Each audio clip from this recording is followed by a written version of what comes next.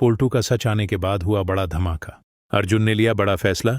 अब तक अर्जुन अपने पोल्टू दादा का साथ दे रहा था और आहाना के खिलाफ था, यहां तक कि वो अपनी मां दुर्गा देवी को भी गलत समझ रहा था।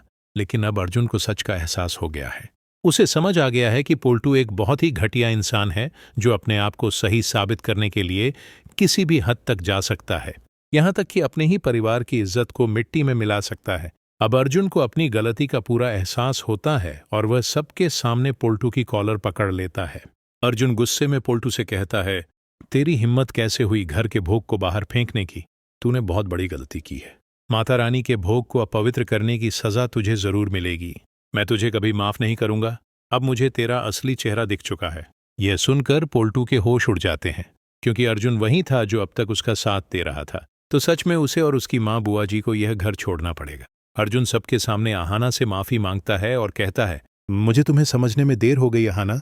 मैं गलत लोगों की बातों में आकर तुम्हारे साथ बहुत बुरा बर्ताव कर रहा था, लेकिन अब मैं अपनी गलती सुधारना चाहता हूं। यह सब सुनकर बुआ जी बहुत गुस्से में आ जाती हैं और कहती हैं, अर्जुन, अब तुम भी अपनी पत्नी की बातों में आ गए हो। तुम्हें अब हम सब गलत लगते हैं। लेकिन अर्जुन अब चुप नहीं रहता। वह बुआ जी से सख्त लहजे में कहता है, अगर आपने पोल्टू दादा को सही रास्ते पर चलाया होता और उनके गलत कामों पर उन्हें डांटा होता तो आज वह इतनी घटिया हरकतें नहीं कर रहे होते। ये सुनकर सब लोग हैरान रह जाते हैं। अब अर्जुन और आहाना का रिश्ता सुधरने लगता है। अर्जुन सबके सामने अपनी मां दुर्गा देवी से भी माफी मांगता है और कहता है, मां, मैंने आपका बहुत अपमान किया, लेकिन अब मैं समझ चुका हूं कि आप हमेशा सही थीं। अब से मैं आहाना को किसी भी बात के लिए नहीं रोकूंगा। वो अपनी मर्जी से अपनी जिंदगी जी सकती है। दुर्गा देवी की आंखों में खुशी के आंसू आ जाते हैं। वह अर्जुन को गले लगाकर कहती है, मुझे गर्व है कि आखिरकार मेरा बेटा सही राह पर लौट आया है। लेकिन इसी बीच बुआ जी और पोल्टू सबके सामने कह देते हैं, अब इस घर में हमारे लिए कोई जगह नहीं बची है।